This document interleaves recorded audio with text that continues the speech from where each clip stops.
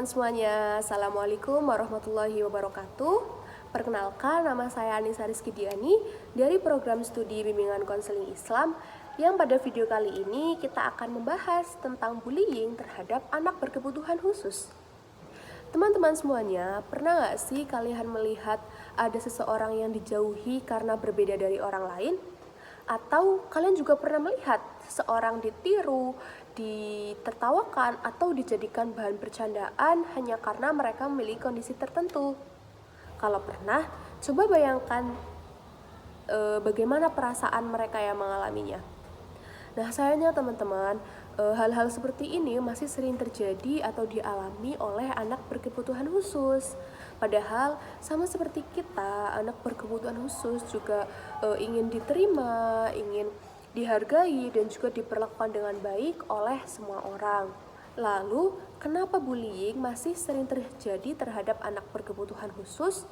Yuk kita simak sama-sama. Teman-teman semua, beberapa tahun lalu media memberitakan seorang siswa sekolah dasar berkebutuhan khusus yang mengalami bullying di sekolahnya. Ada pula kasus seorang anak autis yang juga mengalami perundungan yang menjadi perhatian oleh publik. Nah, teman-teman semuanya, kasus-kasus seperti inilah yang menunjukkan bahwasanya tuh ABK tidak hanya terjadi di cerita-cerita semata ataupun teori, tapi juga terjadi di kehidupan kita, di sekitar kita. Nah, yang lebih memprihatinkannya lagi teman-teman, diskriminasi itu tidak hanya terjadi secara langsung, tapi juga bisa lewat media sosial. Jadi teman-teman semuanya, beberapa waktu lalu ada sebuah tren video viral di TikTok yang menirukan gerakan dan juga ekspresi penyandang disabilitas untuk dijadikan konten-konten hiburan ataupun konten-konten lucu lainnya. Nah, banyak orang yang mengikuti tren tersebut tanpa menyadari bahwasanya hal itu tuh bisa melukai perasaan penyandang disabilitas dan juga keluarganya, teman-teman. Nah, maka dari itu, hal ini tuh menunjukkan bahwasanya banyak loh orang yang masih kurang memahami bahwa pentingnya menghargai perbedaan dan juga memiliki empati terhadap orang lain.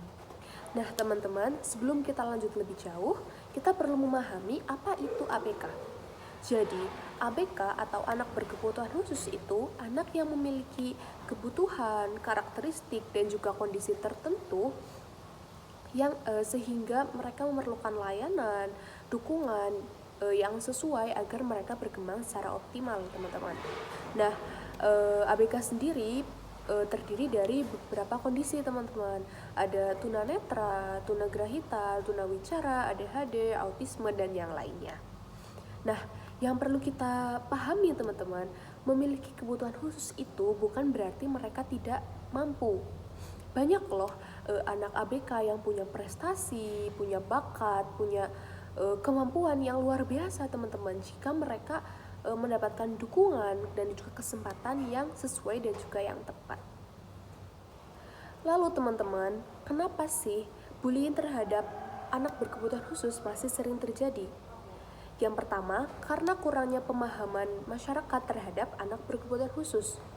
Jadi teman-teman, masih banyak orang yang kurang memahami kondisi anak berkebutuhan khusus sehingga memicu adanya kesalahpahaman dan juga pandangan negatif masyarakat terhadap anak berkebutuhan khusus.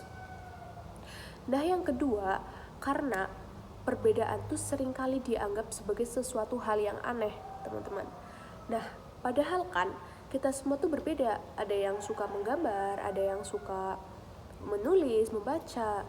Nah, itu semua kan hal-hal yang berbeda. Sayangnya masih banyak orang yang lebih memilih untuk mengejek daripada untuk mencoba memahami perbedaan tersebut, teman-teman. Padahal perbedaan tersebut itu bukanlah sesuatu hal yang salah. Nah, yang ketiga, teman-teman, kurangnya rasa empati. Jadi sebagian orang masih fokus ke perbedaan yang terlihat tanpa mencoba untuk memahami apa yang dirasakan oleh orang lain.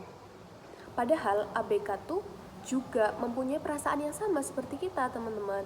Mereka bisa takut, mereka bisa kecewa, mereka bisa kehilangan kepercayaan dirinya jika dijauhi dan juga diejek, teman-teman. Nah, maka dari itu penting bagi kita untuk belajar memahami dan juga menerima perbedaan. Apabila teman-teman mempunyai teman yang berkebutuhan khusus, jangan teman-teman mengucilkan ataupun mengejek. Sebaliknya, ajak berteman, kemudian bicara yang baik, dan juga memberi bantuan apabila teman yang berkebutuhan khusus itu membutuhkan bantuan. Jadi kayak hal-hal sederhana seperti menyapa, tersenyum, ataupun mengajak berteman itu bisa membuat anak berkebutuhan khusus tuh merasa dihargai dan juga diterima oleh orang lain. Lalu, apa yang bisa dilakukan oleh konselor ataupun guru BK? Jadi teman-teman, guru BK itu mempunyai peran yang penting dalam menciptakan lingkungan sekolah yang aman, yang nyaman bagi semua siswa termasuk anak berkebutuhan khusus. Guru BK juga bisa memberikan edukasi tentang pentingnya perbedaan dan juga pencegahan perundungan ataupun bullying. Selain itu, guru BK juga bisa dengan memberikan konseling kepada korban bully agar mereka mendapatkan dukungan dan juga kepercayaan diri mereka kembali. Dan juga tidak hanya itu, guru BK juga bisa memberikan pendampingan terhadap pelaku bullying agar mereka mengetahui dampak dari perbuatannya dan juga belajar untuk memahami perbedaan terhadap orang lain. Jadi, guru BK juga bisa berkolaborasi ataupun bekerja sama dengan orang tua, dengan kepala sekolah ataupun tenaga profesional agar menciptakan lingkungan sekolah yang inklusif dan juga ramah bagi semua siswa. Teman-teman, setiap anak mempunyai kelebihan, kekurangan, dan juga keunikan mereka masing-masing. Jangan jadikan perbedaan tersebut sebagai alasan untuk kita saling menjauhi, mengejek, ataupun merendahkan seseorang. Mari mulai dari diri kita sendiri untuk saling menghargai, menerima, dan juga menghormati anak berkebutuhan khusus. Dengan kita saling menghargai dan juga memiliki empati, kita bisa menciptakan lingkungan sekolah, lingkungan masyarakat yang aman, yang nyaman, dan juga inklusif bagi semua anak. Saya Anissa Rizkydiani, terima kasih sudah menonton video saya. Terima kasih. Wassalamualaikum warahmatullahi wabarakatuh.